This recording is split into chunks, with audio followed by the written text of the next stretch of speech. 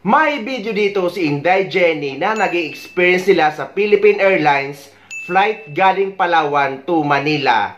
At may connecting flight sila galing Manila to Davao na magta-transfer sa Cebu Pacific. At ang caption ng video niya, iniwan kami sa ere ng Philippine Airlines. Dahil daw pala na dapat na ang flight nila ay 2 p.m. ay delayed flight na galing Palawan to Manila. So, imbis na 2 p.m. ay 4 p.m. na nakaalis ang eroplano galing Palawan to Manila sakay ng Philippine Airlines. Ngunit ang boarding time nila sa Cebu Pacific na flight galing Manila to Davao ay 5:55 p.m. Ngunit dahil nga delayed yung flight nila na 4 p.m. na nakaalis, ay hindi na sila nakaabot.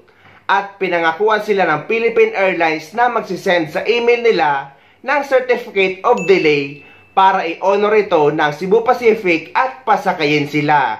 Ngunit wala nga silang kasiguraduhan kung tatanggapin ito ng Cebu Pacific. So nakakuha nga daw sila ng Certification of Delay pero hindi nga talaga ito in-honor sa Cebu Pacific dahil nakalis na yung eroplano na dapat sasakyan nila. Pero dahil sa pagmamakaawa nila na may kasama pa silang senior citizen, ay inofera sila ng Cebu Pacific ng rebooking na walang bayad. Ngunit June 16 pa ang alis nila. Ibig sabihin daw nun ay 2 araw pa sila maghihintay sa Manila. Pero sa huli ay nagbook na lang ulit sila ng panibagong ticket. Pipiliin sana nila yung madaling araw na flight para mas madali na silang makauwi sa Davao.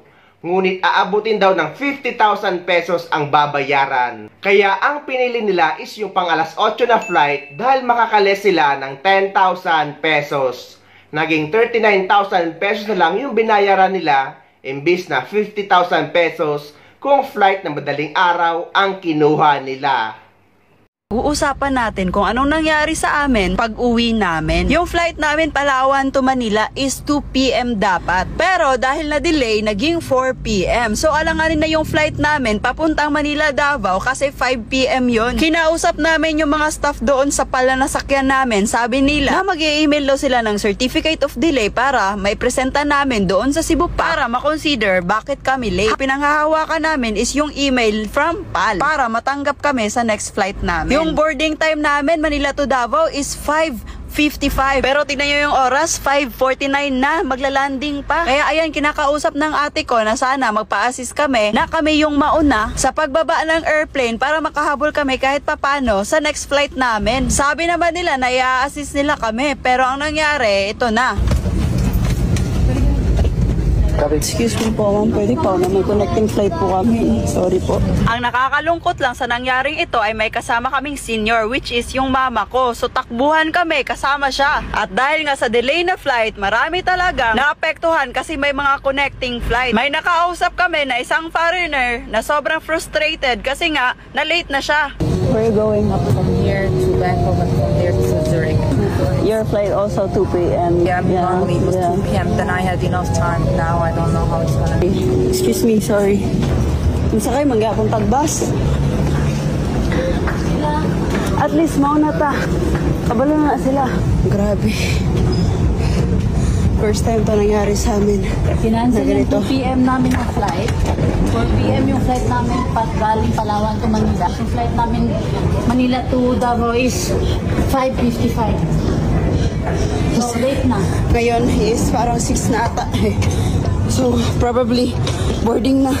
Tapos sabi pa nung PAL kanina magbibigay sila ng certificate for delay, mag-i-email daw sila. Pero wala naman tayo nare-receive na email. Kahit dinouble check ko naman yung email na sinend ko. Verbalize siya pa yung talaga email ko pero wala pa rin ako nare-receive. Kasi pupunta pa kami ng Terminal 3. Kasama pa tayong Senior. Wait lang, matana pa. Paabot baka tani. Eto na nga, after namin magbayad sa bus, ay umalis na nga si kuya. Sinubok talaga kami ng panahon, sobrang traffic pa talaga. Pagdating nga namin sa Terminal 3, tinanong agad namin sa Cebu pa kung kaya pa ba yung flight namin. Grabe, sobrang nakakapagod talaga kasi yung takbuhan namin.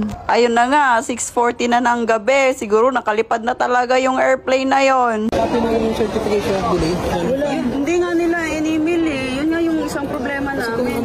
Kung meron kang capital, hindi ba? So punta kami sa PAL ngayon? Hindi na rin, ma'am. Hindi na kayo nakabot mo. Kasi wala na kasing PAL dyan eh.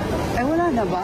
Kasi sabi nila ma'am sa Palawan, mag-email daw sila. Binigyan namin yung email namin, eh hanggang ngayon wala naman po.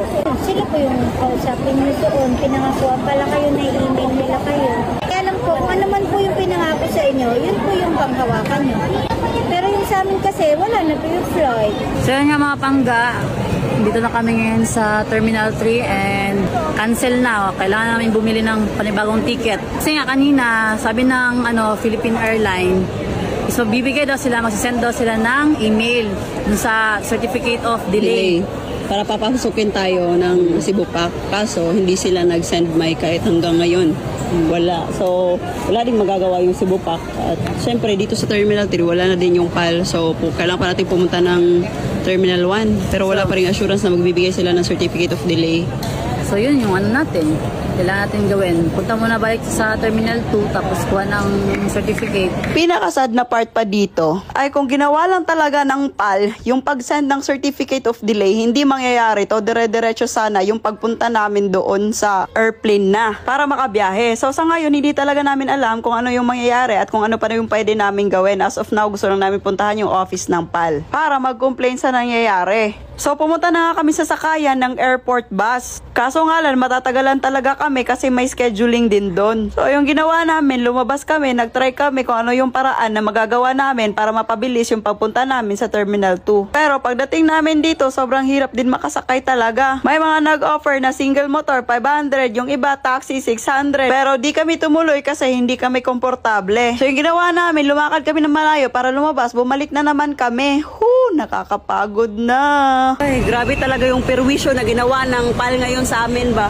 Kahit yung service contact nila, hindi rin nakukontak talaga. 7:55 pa nga kami nakasakay ng bus papuntang Terminal 2 at chinek ko yung email kung nag-email ba sila, pero wala talaga. Sa nakikita nyo naman, no, wala talaga. Kahit sa spam pa yan, wala. Grabe, sobrang nanghihina na ako kasi 8 PM na ngayon, wala pa kaming dinner.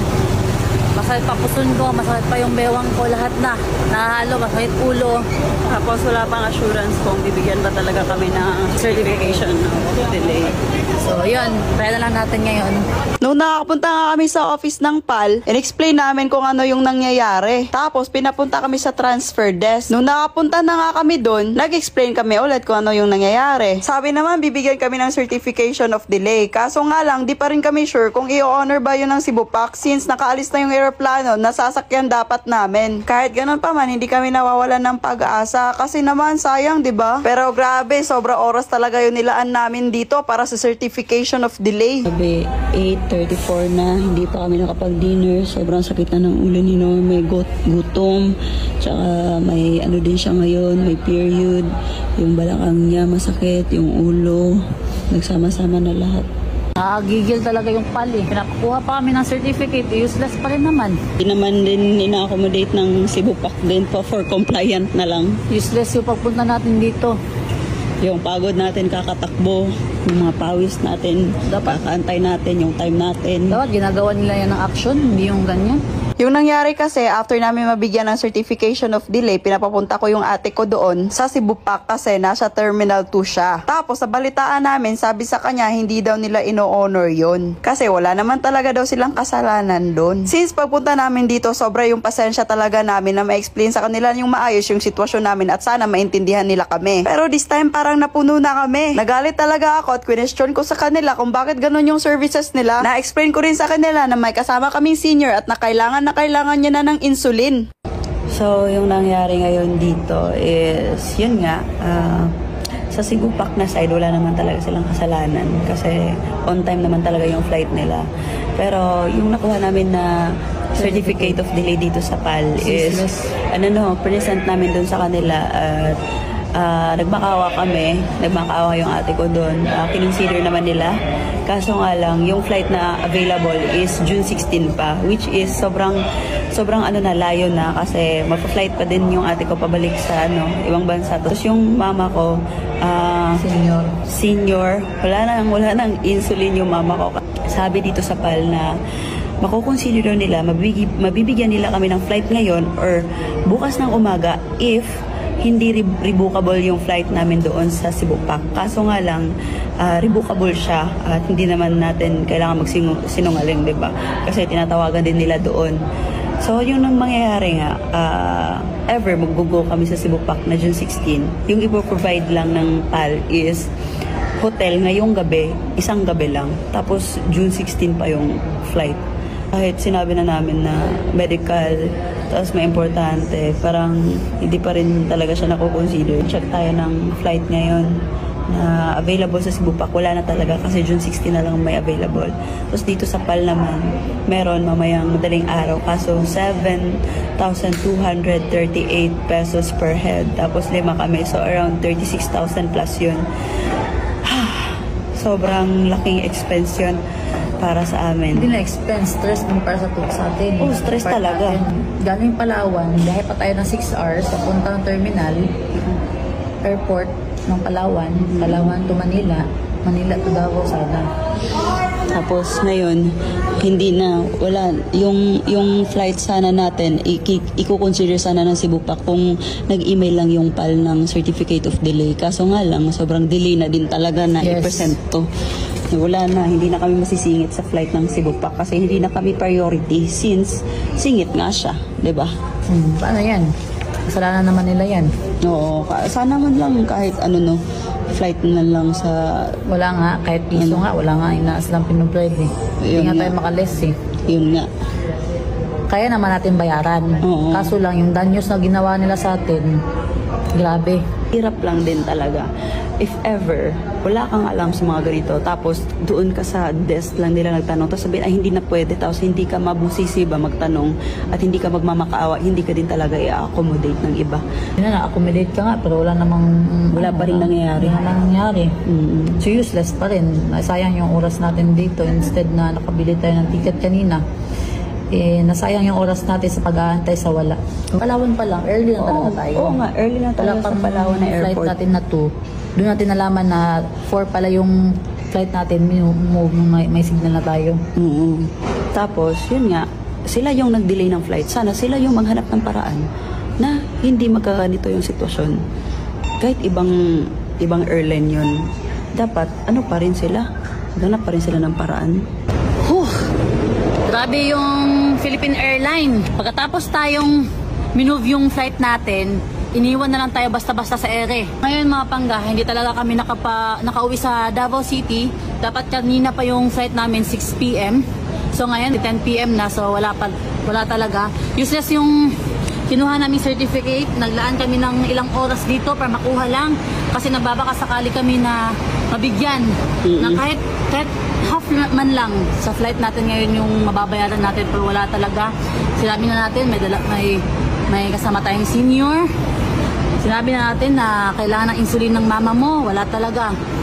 Tapos, pinag-antay pa tayo ng matagal. Tapos useless pala talaga tong certificate na to. Kasi nga, wala. Hindi tinanggap ng Cebu Pac, which is wala naman talagang kasalanan ng Cebu Pac. Yung Philippine Airlines talaga yung may kasalanan. Ang kagandaan nga sa Cebu Pac is, marirebook siya, kaso nga lang 16 pa. June 16 pa. Maglalaan tayo ng 2 araw dito. Which is di naman mangyayari yon kasi nga mag-flight na yung ate mo. Mamay, gabi yung danyos ng Philippine Airlines sa atin. Stress, time, yung schedule natin tomorrow na move na naman. Yung gutom, yung sakit natin ngayon, wala. Useless talaga lahat. So, yun nga daw kasi yung rules nila, hindi sila nag-re-rebook if rebookable yung nabook. So, tinawagan nila yung Cebu Pac rebookable, pero June 16 pa nga, hindi nila na-consider yung kailangan ng medical assistance sana yung mama ko. So, kasalanan pa natin yun. Sila naman may sala nag-delay ng flight natin. Grabe naman kayo Philippine Airlines. Huwag naman sana ganito. Kasi alam natin na hindi lang isang beses nangyari ito, marami pa. Kawawa naman yung mga tao na yung pera lang talaga nila is yung pang-ticket na yon.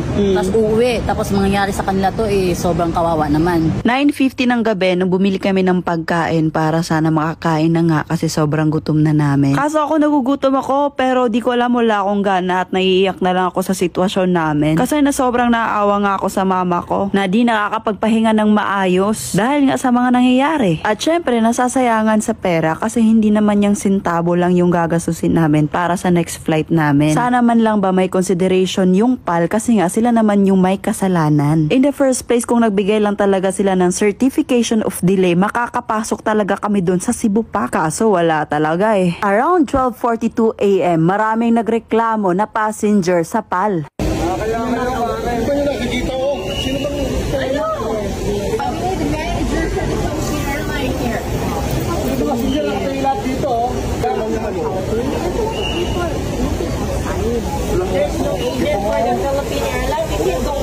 Nagreklamo sila kasi nga hindi pa pinapapasok yung mga tao doon sa loob at lahat ng mga tao sa labas ay nakatayo. At dahil alas 8 parang umaga yung flight namin, na-accommodate na namin yung pwede higaan namin dito. Tapos yan si Norme, inaantay namin sila mama kasi nga kanina hindi pa namin pinapunta dito kasi nga pinalabas kami. Wala din na siyang mahihigaan or mauupuan. Kanina nakita nyo naman sa labas lang kami nakaupo talaga.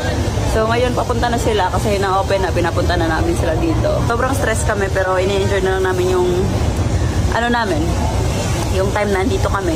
Kasi nga wala na rin kami magagawa. Ganun pa rin. Kahit stressin mo namin sarili namin or kami dito, wala pa rin. Alas 3 nga ng umaga, ganito yung forma namin ni Norme. 2 na kami dyan, tignan nyo. 4 yung paa na yan. Grabe, sobrang sakit ng likod ko after dito. Good morning guys, it's 6 AM in the morning. Papunta namin sa boarding gate namin ngayon. Charge to experience. Busit na charge to experience yan, tag 39K. Kung ganitong experience na kamahal, ayaw ko na. Stress na, bangs ko. Humiwalay na, parang ayaw na sa'yo. Ang gusto lang talaga namin sa video na to is mabahagi yung nag-experience na. Sinare lang namin yung totoong nangyari. Sana na lang na next time, hindi na mangyari to sa ibang tao. Hindi basta-basta yung stress na nafe-feel namin kagabi dahil sa nangyari. Let's go home! Sa sitwasyon ba na ito ay may pananagutan ang Philippine Airlines? Sa tingin ko ay oo, dahil nga sila ang may kasalanan or may mali kaya na-delay ang flight nila galing Palawan to Manila. Kaya hindi sila nakaabot. Pero yan kung parehong airlines ang sasakyan nila. Pero dahil nga Cebu Pacific sila, ay hindi na sila nakasakay dahil nakaalis na yung eroplano na dapat nasasakyan nila. Ngunit makakahabol pa nga daw sana kung sined ng maaga or sined ng PAL yung Certificate of Delay na sinasabi nila. Ngunit dahil nga walang sined na Certificate of Delay ang Philippine Airlines, ay naiwan sila ng kanilang eroplano at hindi sila pinapasok sa Cebu Pacific. Nag-offer naman daw ang Philippine Airlines ng isang gabi or one night na hotel na libre. Ngunit ang sabi nila ay dapat libreng flight na lang pauwi sa Davao. Pero dahil nga magkaiba ang airlines nila ay hindi ito pwede. Sa mga nanood hanggang dulo ay gusto lang daw nila maipaabot ang kanilang experience sa mga viewers na talagang nangyayari ang ganito. Paano na lang daw yung mga pasahero na wala talagang pambook or pang-rebook or pambili ng ticket. Dahil nga hindi nyo na magagamit yung ticket na naiwanan kayo ng eroplano dahil nga na-miss nyo na yung flight nyo. Ang magandang gawin nyo, lalo na kapag may connecting flight kayo na domestic flight, lalo kapag nagbakasyon kayo sa mga ibang lugar sa Pilipinas na sasakay sa eroplano, ay dapat parehong airlines ang i-book nyo. Dahil kapag magkaroon man ng delay, ay pwede na kayo bigyan ng libreng flight dahil nga pareho namang airlines company. Sobrang nakaka-stress ang ganitong pangyayari. Kaya pinapanalangin natin na sana hindi natin ito maranasan sa mga future travel natin. At sana may natutunan tayo sa video na ito.